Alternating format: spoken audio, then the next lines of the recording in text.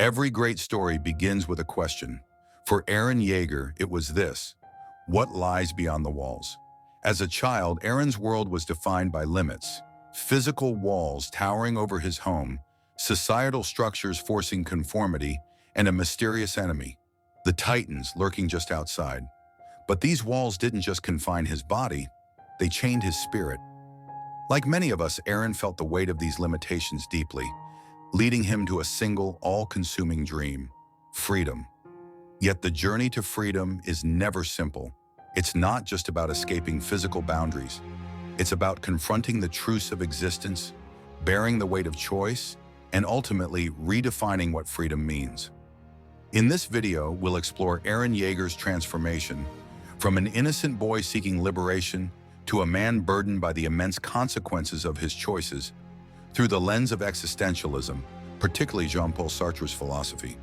This isn't just Eren's story, it's a reflection of humanity's eternal struggle with freedom, meaning, and responsibility.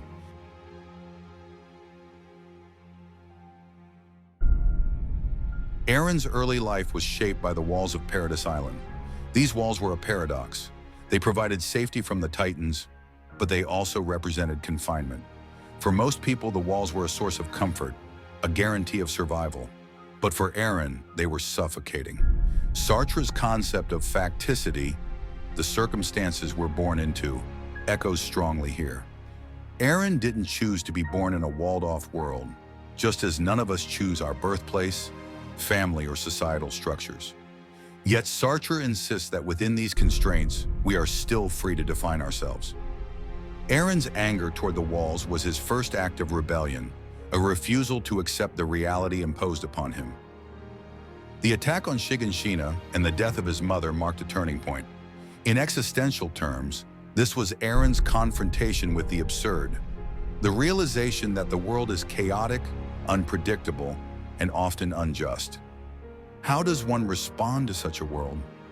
Eren chose to fight, not just against the Titans, but against the very limitations of his existence. As Eren grew older, his understanding of freedom evolved. He joined the Survey Corps, believing that fighting Titans was the key to breaking free from the walls. But Sartre's existentialism teaches us that freedom is not about eliminating external threats. It's about taking ownership of our choices, even in the face of adversity. Eren soon learned that freedom wasn't as simple as defeating the Titans. The deaths of his comrades and the harsh realities of war forced him to question his motivations. Was he fighting for freedom, or was he merely driven by anger and revenge? Sartre would call this moment a confrontation with bad faith, when we deceive ourselves to avoid the weight of responsibility. Eren's discovery that he was the founding Titan added another layer of complexity to his journey. With great power came great responsibility, not just to himself, but to all of Eldia. Sartre's philosophy emphasizes that freedom is inseparable from responsibility. Eren's newfound power forced him to make decisions that would affect millions, a burden no one could bear lightly. Eren's choices reflect the existential paradox. While humans are free, they are also bound by the consequences of their freedom. His decision to initiate the rumbling was not just a strategic move, it was an existential gamble, a choice to prioritize one freedom over countless others. The rumbling was the ultimate expression of Eren's philosophy. To him, it was the only way to secure Eldia's freedom. But Sartre would argue that true freedom cannot come at the expense of others' freedom. Eren's actions raise a profound question. Can freedom ever be justified if it leads to suffering on such a massive scale? Eren's choice highlights the ethical dilemmas inherent in existential freedom. Sartre believed that freedom is intertwined with responsibility to others. Yet Eren's freedom came at the cost of millions of lives. Was he a hero fighting for his people, or a tyrant imposing his will on the world? The answer is as complex as Eren himself. In the end, Eren's journey ends where it began, beneath a tree. This tree, a symbol of life and growth, becomes his resting place.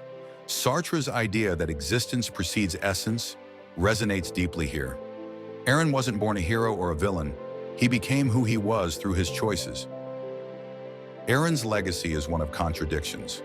He sought freedom, but became a symbol of destruction. He wanted to save his friends, but caused them immense pain.